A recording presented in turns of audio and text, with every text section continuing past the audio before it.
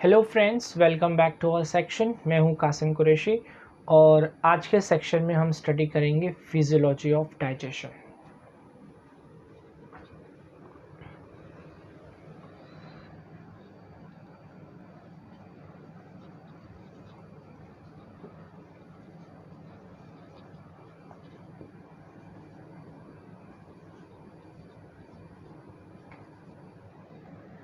जब बात आती है फिजियोलॉजी की तो उसका मतलब ये होता है कि कोई भी सिस्टम किस तरीके से वर्क कर रहा है, उसे कहते हैं physiology. For example, the food that we are eating is digested. तो ये डाइजेशन केमिकली कैसे हो रहा है, मतलब physiology of digestion.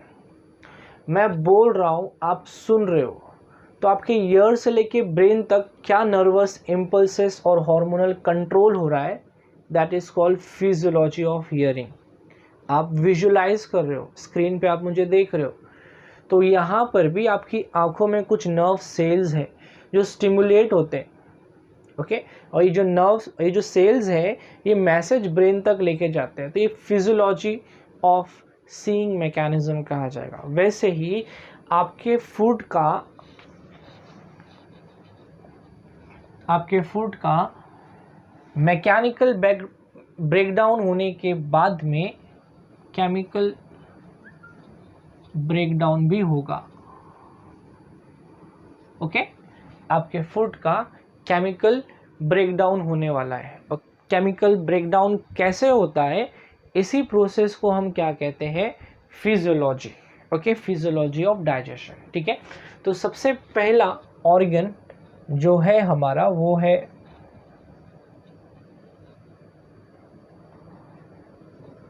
Salivary gland. Salivary gland के दो प्रकार होते हैं, टू टाइप्स होते हैं, ओके।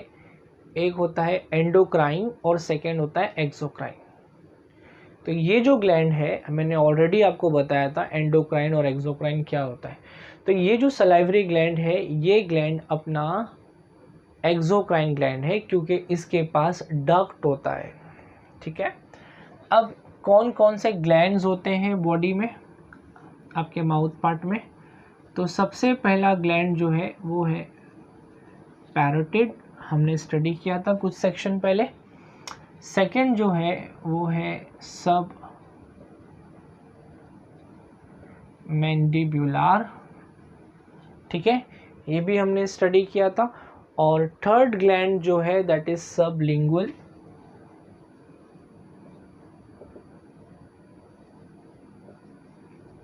ओके। तो ये तीनों भी ग्लैंड मिल करके क्या प्रोड्यूस करते हैं, सो ये तीनों भी मिलके प्रोड्यूस करते हैं सलाइवा, ठीक है। माउथ में जो मॉइस्चर है, this moisture is nothing but saliva. आप जो भी कुछ खाना पीना खाते हो, तो वो खाना पीना सबसे पहले सलाइवा से अच्छे से मिक्स होगा। अगर वो सलाइवा से ही मिक्स नहीं होगा तो याद रखिए आपका फूड का प्रॉपर डाइजेशन नहीं होने वाला है। तो सबसे इम्पॉर्टेंट प्रोसेस क्या है कि जब कभी आप खाना खाते हो तो उस खाने को आप अच्छे से मैकेनिकल ब्रेकडाउन करिए। क्यों मैकेनिकल ब्रेकडाउन करिए, क्योंकि मैकेनिकल ब्रेकडाउन करते वक्त ये जो सलाइवा है आपके फूड के साथ अच्छे से मिक्स हो जाएगा। The food that you are eating should be mechanically should be broken up into the small pieces, so that saliva get enough chance to get mixed with the food substances that you are ingesting inside the body, okay। अब इस saliva के अंदर एक enzyme होता है। Enzyme क्या होता है, सबसे पहले मैं आपको वो बता देता हूँ। कैटलिस्ट आपने स्टडी किया होगा, आपके पिछले क्लास में भी आपने कैटलिस्ट स्टडी किया होगा, करेक्ट। तो ये जो कैटलिस्ट होता है, this catalyst is a chemical substances which helps to speed up the chemical reaction, but itself वो कभी चेंज नहीं होता है। तो जब आप केमिस्ट्री के अंदर कोई ऐसे सब्सटेंस को स्टडी करते हो जो केमिकल रिएक्शन की स्पीड को इंक्रीज कर दे, ऐसे केमिकल सब्सटेंस को हम कैटलिस्ट बोलते हैं। सेम चीज़ अगर अपने बॉडी के अंदर प्रेजेंट है और अगर वो कोई केमिकल रिएक्शन को परफॉर्म कर रहा है बॉडी के अंदर, तो वही कैटलिस्ट को हम एंजाइम्स कहेंगे। डिफरेंस समझ में आ गया? अगर वो किसी लिविंग सिस्टम में है तो एंजाइम है, लिविंग सिस्टम के बाहर इनऑर्गेनिक रिएक्शंस के लिए हो रहा है तो वो अपना कैटलिस्ट रहेगा। ठीक है, तो एंजाइम्स को हम बायो कैटलिस्ट भी कह सकते हैं।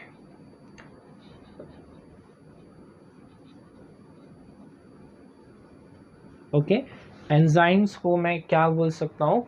बायो कैटलिस्ट भी बोल सकता हूँ। तो सलाइवा में एंजाइम्स प्रोड्यूस होता है, और कौन सा एंजाइम्स प्रोड्यूस होता है सलाइवा के अंदर वो हमें स्टडी करना है, और इस एंजाइम से अपने फूड को क्या बेनिफिट होता है वो भी देखना है। तो चलिए जानते हैं कि कौन सा फूड सब्सटेंस को सलाइवा डाइजेस्ट करता है। The food substances which contain starch, ठीक है, स्टार्च जो है ये शुगर की कॉम्प्लेक्स कैटेगरी में आता है। शुगर की बहुत सारे कैटेगरीज होते हैं, लाइक सिंपल वाला एकदम सिंपल जो होता है उसे हम कहते हैं मोनोसैकेराइड। सिंपल से थोड़ा सा कॉम्प्लिकेटेड रहेगा थोड़ा सा तो डाइसैकेराइड, उससे थोड़ा और कॉम्प्लिकेटेड रहेगा तो ट्राइसैकेराइड, और फिर आता है पॉलीसैकेराइड। ठीक है, मोनोसैकेराइड, डाइसैकेराइड, ट्राइसैकेराइड, पॉलीसैकेराइड। तो स्टार्च जो है ये पॉलीसैकेराइड के कैटेगरी में आता है, मतलब बहुत ही कॉम्प्लेक्स कैटेगरी में आता है। ओके, तो स्टार्च को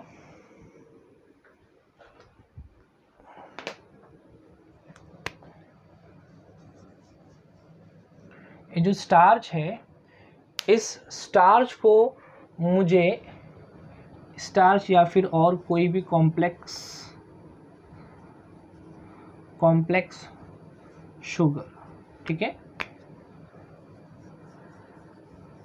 या तो स्टार्च या फिर और कोई भी कॉम्प्लेक्स शुगर जो रहेगा, ओके, सिंपल वर्ड में लिखना है। तो जो मैंने अभी आपको एग्जांपल बताया कि पॉलीसैकेराइड। ओके, तो ये जो पॉलीसैकेराइड्स है, इस पॉलीसैकेराइड्स को हम सिंपल फॉर्म में कन्वर्ट कर रहे हैं स्टेप बाय स्टेप। तो जब आप खाने को अच्छे से सलाइवा के साथ मिक्स करते हो, ओके, जब आपका खाना आपके सलाइवा के साथ अच्छे से मिक्स हो जाता है तो ये जो पॉलीसैकेराइड है, this polysaccharide gets converted into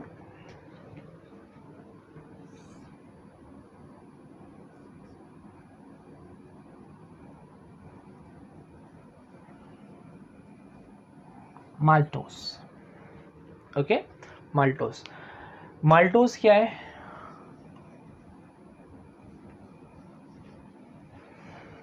तो जैसे कि मैंने आपको बताया, सिंपल से सिंपल शुगर मोनोसैकेराइड, उससे थोड़ा कॉम्प्लिकेटेड डाइसैकेराइड, उससे और ज़्यादा कॉम्प्लिकेटेड पॉलीसैकेराइड रहेगा। तो इस रिएक्शन में पॉलीसैकेराइड जो है कन्वर्ट होता है डाइसैकेराइड में।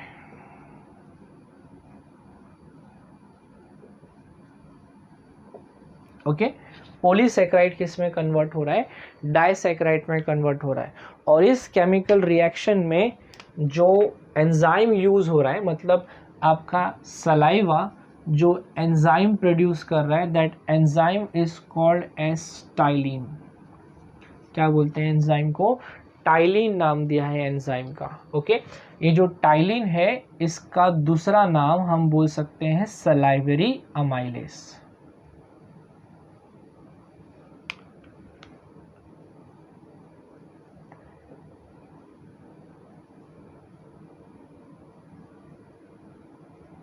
ओके, क्या नाम है उसका?